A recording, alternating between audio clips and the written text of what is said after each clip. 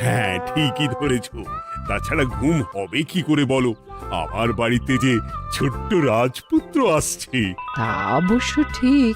সেই কবে থেকে আমাদের নাতিকে দেখার জন্য আমরা বসে আছি।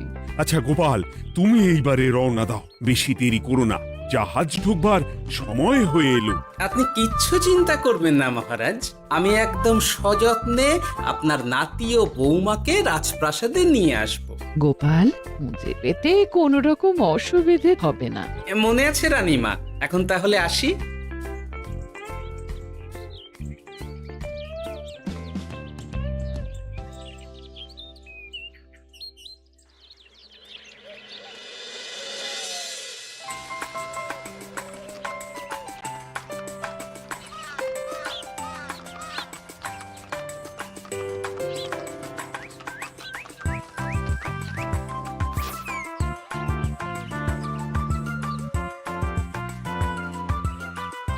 এসো এসো বৌমা, এসো।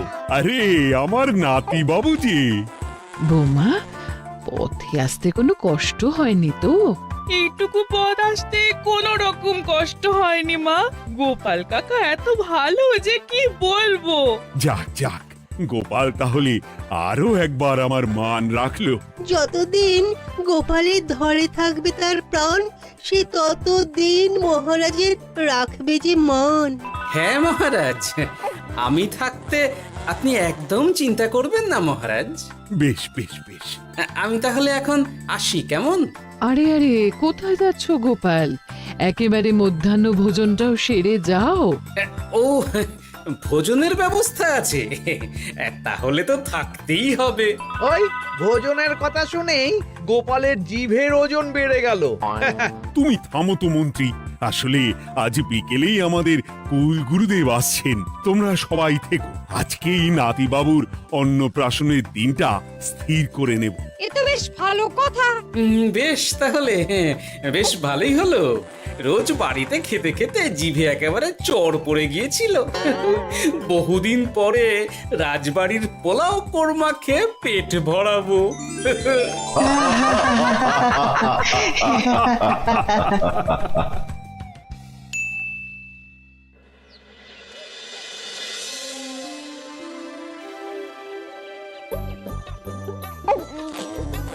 বাহ, তোদের নাতির তো ঢের উন্নতি হবে রে, খুব প্রতিপত্তি হবে, নাম যশ সব হবে, কোনো চিন্তা নেই। গুরুদেব, নাতির শরীর স্বাস্থ্য ভালো থাকবে তো? দেখ, এমনিতে খুব একটা কিছু অসুবিধা তো দেখছি না, তবে হ্যাঁ, সম্প্রতি একটা বড় সড়ো ঝড় বয়ে যাবে দেখা যাচ্ছে। কি সর্বনাশ গুরুদেব, এসব কি বলছেন? কথাটা কি সত্যি? আমি মিথ্যা বলি না, যা দেখলাম, ঈশ্বর আমাকে দিয়ে যা বলালেন তাই বললাম। তাহলে কি হবে গুরুদেব? এই বিপদ এড়াবার কি কোনো উপায় নেই গুরুদেব? ওরে, তোরা আমার পুরো কথাটা শোন, কথার মাঝেই যদি এত প্রশ্ন করতে থাকিস তাহলে আমি কিভাবে আমার কথাটা শেষ করব? হ্যাঁ, ক্ষমা করুন গুরুদেব, আপনি বলুন বলুন। শোন, ওর কপালে ঝড় থাকলেও সে ঝড় ঠিক কেটে যাবে, চিন্তা করিস না, ভগবান আছেন, উনি বিপদ ঠিকই কাটিয়ে দেবেন। যখন বিপদ চরম সীমায় পৌঁছে যায় তখন ঈশ্বর নিজে এসে আমাদের বিপদ মুক্ত করে। সত্যি গুরুদেব, ঈশ্বর নিজে আসেন? হ্যাঁ, নিজে আসেন। জয় গুরুদেবের জয়। গুরুদেব, এইবারে তাহলে আপনি একটা শুভ দিন বলে দিন, নাতি বাবুর অন্নপ্রাশনটা ধুমধাম করে দিতে হবে তো। আজকের পর থেকে ঠিক 3 দিন বাদে একটা খুব ভালো দিন আছে, ওই দিন তাহলে অন্নপ্রাশনের ব্যবস্থা কর। বেশ বেশ, তবে তাই হবে গুরুদেব, তাই হবে। গোপাল, তাহলে সব কিছুর বন্দোবস্ত করা শুরু করো। সে আর বলতে রানীমা, আমি আগামীকাল থেকেই একদম জোর কদমে মাঠে নেমে পড়বো। হ্যাঁ রানীমা, আমি কোনো দায়িত্ব নেব নাকি? না থাক, যদি প্রয়োজন হয় তুমি গোপালকে সাহায্য করো।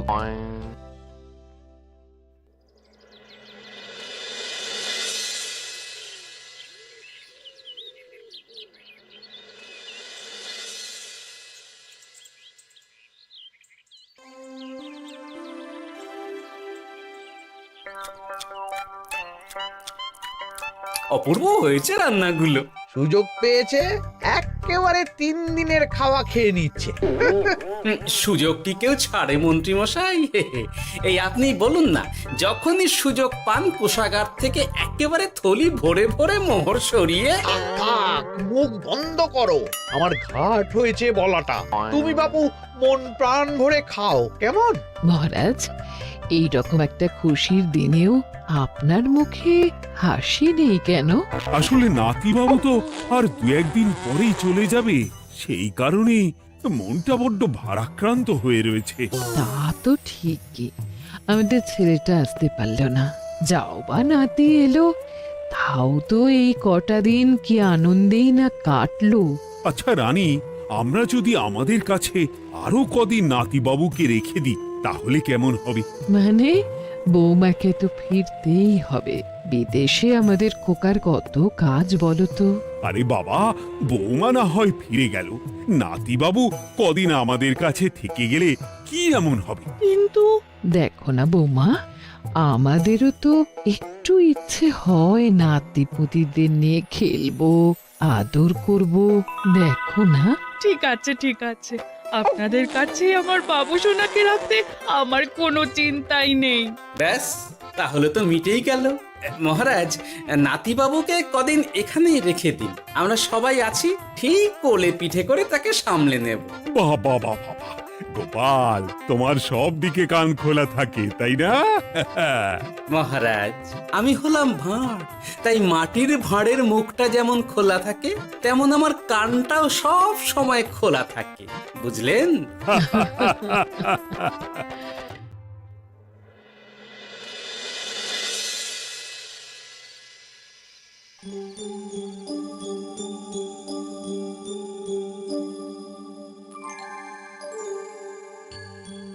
কি ব্যাপার মহারাজ, আপনি এখনো শোননি কেন? শরীর খারাপ করছে নাকি? না রানী, একটা কথা খুব ভাবাচ্ছে বুঝলে। কি কথা মহারাজ? এই যে সেদিন গুরুদেব বললেন না, যখন গভীর বিপদ আসে তখন ঈশ্বর নিজে আসেন বিপদে মোকাবিলা করার জন্য। হ্যাঁ মহারাজ, বললেন তো। আচ্ছা, ঈশ্বর কি বিপদে সত্যিই নিজে আসেন? কিন্তু তিনি নিজে তো বিশাল শক্তিধর, ক্ষমতাবান, তাহলে তিনি নিজে না এসে অন্য কাউকে পরিস্থিতির মোকাবিলা করতে পাঠান না কেন? মহারাজ, ঈশ্বর কখনো কখনো নিজেই হয়তো আসেন, অথবা কখনো কারো দ্বারা বিপদ খণ্ডন করেন। ব্যাপারটা খুবই সহজ মহারাজ। না না, কিন্তু আমার মনে হয়। মহারাজ, আপনার কি মনে হয় আমি জানি না, তবে আমার যা মনে হয় আপনাকে বলেছি। আগামীকাল একবার সভাসদদের প্রশ্নটা করতে হবে, দেখি তারা কি বলে। আগামীকাল সকালে আবার বৌমা ফিরে যাবে।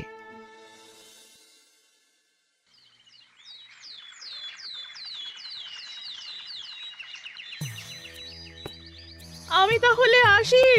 আমার সন্তানকে আপনাদের কাছে কদিনের জন্য রেখে গেলাম, ওকে খুব যত্নে সাবধানে রেখে দেবেন, কেমন? তুমি কোনো চিন্তা করো না মা, আমাদের নাতিবাবু একদম দুধে ভাতে থাকবে। কদিন একটু দেশের মাটিটা চিনে নিক, তারপর না হয় আবার বিদেশে পাড়ি দেবে। এই বলো সোনা।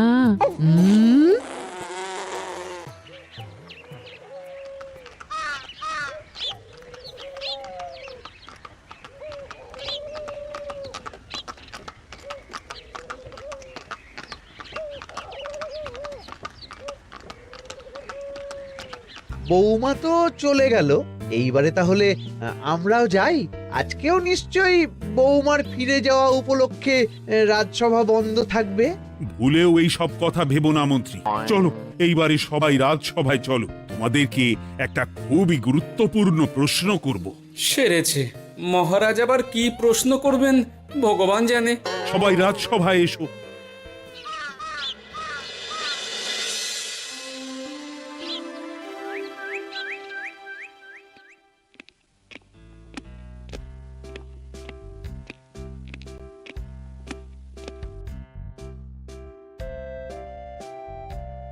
আচ্ছা, তোমরা সকলে বলো তো, ঈশ্বর কি সত্যি বিপদ খণ্ডনে এই ধরাধামে অবতীর্ণ হন আচ্ছা, তাই যদি হয় তাহলে ঈশ্বর নিজে না এসে তার প্রতিনিধি হিসেবে অন্য কাউকে বিপদ খণ্ডন করতে পাঠান না কেন? হ্যাঁ হ্যাঁ, ঠিকই তো। কেন কেন, ঈশ্বর তো মহাশক্তিধর। উনি চাইলেই যা খুশি তাই করতে পারেন। মহারাজ, আমাদের যেমন ইচ্ছে হলে আমরা খাই দাই ঘুমাই ঘুরে বেড়াই, ঠিক সেই রকম ঈশ্বরেরও ইচ্ছা হয় নিজে নেমে এসে জগতের কল্যাণ করার। না না না, আমি কিন্তু আমার প্রশ্নের যথাযথ উত্তর পেলাম না। এই গোপাল, তুমি কিছু বলো না, একদম মুখে কুলুপ দিয়ে বসে আছো কেন? হ্যাঁ, না মহারাজ, মুখে কুলুপ দিয়ে নেই, আসলে খিদেতে পেটে ছুঁচো দৌড় দিচ্ছে। বেশি কথা বললে খাটনি হবে, আরো খিদে বাড়বে, তাই চুপ করে আছি আর কি। ইস, শুধু খাওয়া আর খাওয়া, সব সময় শুধু খাওয়ার চিন্তা। গোপাল, ছি, লজ্জা করে না? এমন একটা গুরুত্বপূর্ণ সময়ে তুমি আমার প্রশ্নের উত্তর না দিয়ে মনে মনে খাবারের কথা ভাবছো। আসলে মহারাজ, ওই না খেলে যে মাথাটা কাজ করে না, পেটে খিদে মুখে লাজ, এমন করলে তো মগজটাই পুরো ঘেঁটে ঘ হয়ে যাবে মহারাজ। বেটাকে তাড়িয়ে দিন। যাও যাও গোপাল, আমার রাজসভা থেকে এক্ষুনি বিদেয় হও দেখি। যাও যাও, তুমি যাও। যার সব সময় শুধু খাওয়ার চিন্তা, এমন পেটুককে সভায় রেখে আমার কোনো কাজ নেই। কিন্তু মহারাজ, চুপ, একদম চুপ। তুমি যাও গোপাল, যাও। যদি কোনোদিনও উত্তর খুঁজে পাও তবেই আবার এই সভায় তোমার মুখ দেখিও।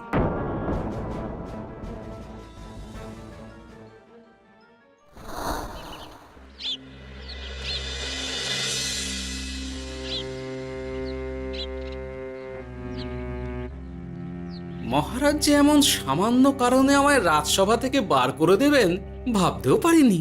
এখন কি যে করি, একে তো মাসের শেষ, সংসারে তুমুল টানাটানি।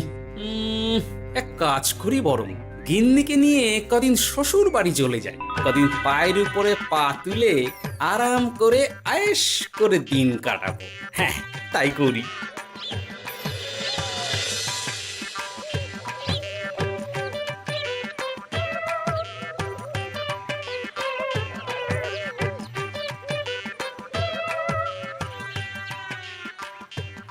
গিন্নি, ও গিন্নি, বলছি কি, ওই শিগগিরই তল্পি তল্পা গুছিয়ে তোমার বাপের বাড়ি চলো। এই কটা দিনের জন্য দুজনে ঘুরে আসি, বুঝলে? কি ব্যাপার? তোমার হঠাৎ করে আমার বাপের বাড়ি যাবার হিড়িক কেন? কিছু মতলব আছে নাকি? আমি না তোমার স্বামী? তুমি আমাকে এইভাবে বেমক্কা মতলববাজ বলতে পারলে? হ্যাঁ, কোথায় আমি তোমার কথা ভেবে কথাটা বললাম, আর তুমি কি না আমায় স্বামী না স্বামী কে জানে? এই গত 3 মাস ধরে বাপের বাড়ি যাওয়ার কথা বলছি, তুমি তো তখন কানেই নিচ্ছিলে না, এখন হঠাৎ? আচ্ছা আচ্ছা, বুঝেছি বুঝেছি, অনেক ঝগড়াঝাটি হয়েছে, এইবারে তল্পি তল্পা গুছিয়ে চলো, মেলা সময় বয়ে যাচ্ছে। কি এক্ষুনি যাবে নাকি? সন্ধে হয়ে এলো তো। সন্ধে হয়ে এলো তো কি হয়েছে, চলো চলো চলো, শিগগিরই চলো। ঠিক আছে, আমি প্রস্তুত হচ্ছি। তুমি তাহলে একখানা গরুর গাড়ি ডেকে আনোগে, যাও যাও। আরে মিছিমিছি গরুর গাড়ি রাখবো কেন? আরে বাবা, আমরা হেঁটে যাব, হেঁটে। কি বলছো? এতটা রাস্তা বনের মধ্যে দিয়ে আমরা হেঁটে যাব? হ্যাঁ, শোনো গিন্নি, ওই বাতের ব্যথায় না হাঁটাটা বেশ ভালো, বুঝলে? চলো চলো, দেখবে কোনো রকম অসুবিধে হবে না। হ্যাঁ, আমি তো আছি নাকি? হ্যাঁ,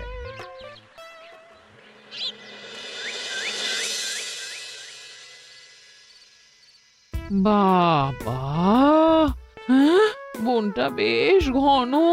বলি, এই সময়ে এই বনের মধ্যে দিয়ে কেউ হেঁটে যায়? মেলা গজগজ না করে চুপচাপ এসো দেখি। ও মা গো, বাবা গো, বাবা গো, কি লাগাটাই না লাগলো গো। আরে, তোমার থেকে আমার বেশি লেগেছে, যাখানা ধাক্কা মারলে। কি করবো? গিন্নি আমায় ধাক্কা মেরে ফেললো বটে, কিন্তু আজ আমি মহারাজের প্রশ্নের যথাযথ উত্তর পেয়ে গেলাম।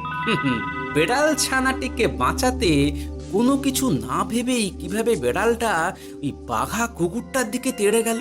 হ্যাঁ, তার মানে বিপদে পড়লে সন্তানকে বাঁচাতে না, আমাকে এক্ষুনি একবার রাজপ্রাসাদে যেতে হবে, রানীমার সঙ্গে কথা বলতে হবে। আরে আরে আরে আরে ওদিকে কোথায় চললে গো? ওদিকে তো তোমার শ্বশুর বাড়ি নয়। আরে বাবা, আমার নয়, তোমার শ্বশুর বাড়ির দিকেই আবার যাচ্ছি, বুঝলে? তার মানে আমরা আর যাবো না? না না, পরে যাব, তাড়াতাড়ি এসো দেখিনি। এ কি রে বাবা, লোকটার মাথাটা কি গেছে নাকি? কখন যে কি করছে নিজেরই ঠিক নেই, যত সব।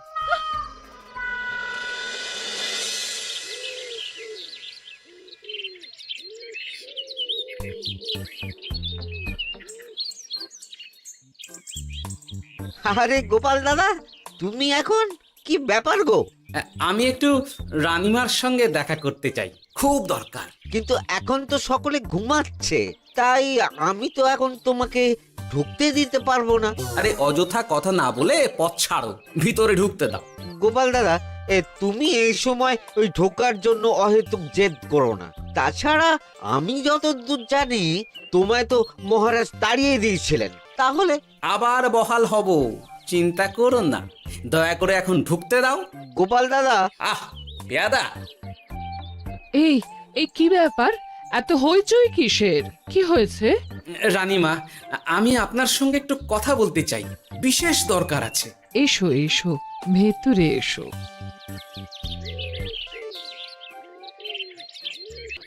তাহলে মহারাজকে তোমার পরিকল্পনা মতো বাইরে নিয়ে যেতে পারলেই উনি ওনার প্রশ্নের উপযুক্ত জবাব পেয়ে যাবেন, বলছো? সে ব্যাপারে আপনি 100% নিশ্চিত থাকুন রানীমা। এখন আপনি শুধু আমার পরিকল্পনা অনুযায়ী মহারাজকে নৌকা বিহারে যেতে রাজি করান, তারপর কি হয় সেটা আপনি নিজেই সচক্ষে প্রমাণ পেয়ে যাবেন। তোমার উপরে আমার অগাধ আস্থা গোপাল। ঠিক আছে, তুমি যেমনটা বললে ঠিক ওইভাবেই আমি নৌকা বিহারের ব্যবস্থা করছি। রানীমা, দেখবেন এই পরিকল্পনাটা যাতে কোনোভাবেই পাঁচকান না হয়, তাহলে কিন্তু সব ভেস্তে যাবে। নিশ্চিন্তে থাকো গোপাল, কিচ্ছু হবে না, নিশ্চিন্তে থাকো।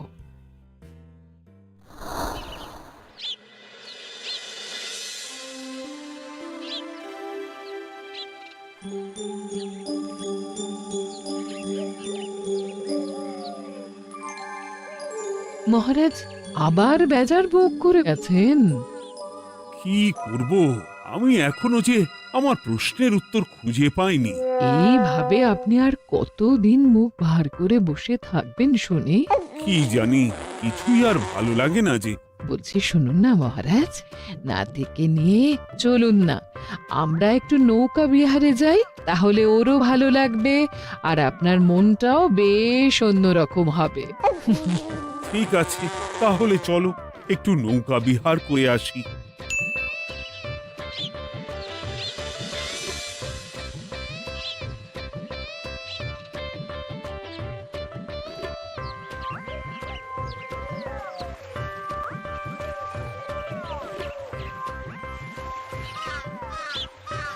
এই তো মহারাজ, আসুন আসুন, সেই কখন থেকে আপনার জন্য অপেক্ষা করছি। এ কি গোপাল, তুমি এখানে? কি ব্যাপার? তোমার সঙ্গে তোমার স্ত্রীও আছেন দেখছি। মহারাজ, কতদিন আপনাকে দেখিনি বলুন তো, তাই আজকে একদম সস্ত্রীক চলে এলাম। চলুন চলুন, সকলে মিলে নৌকো বিহার করে আসি। কিন্তু আমি তো তোমাকে তাড়িয়ে দিয়েছিলাম, তারপরেও তুমি। মহারাজ, অনেক তো হয়েছে, এখন এসব কথা ছেড়ে নৌকোতে টুকুস করে উঠে পড়ুন দেখি। কিন্তু মহারাজ অযথা দেরি করবেন না, চলুন উঠে পড়ুন।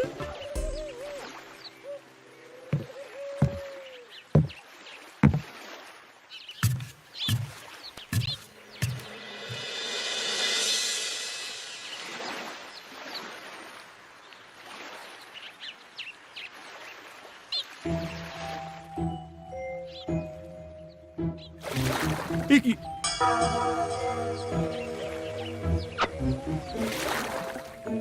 এই নাও।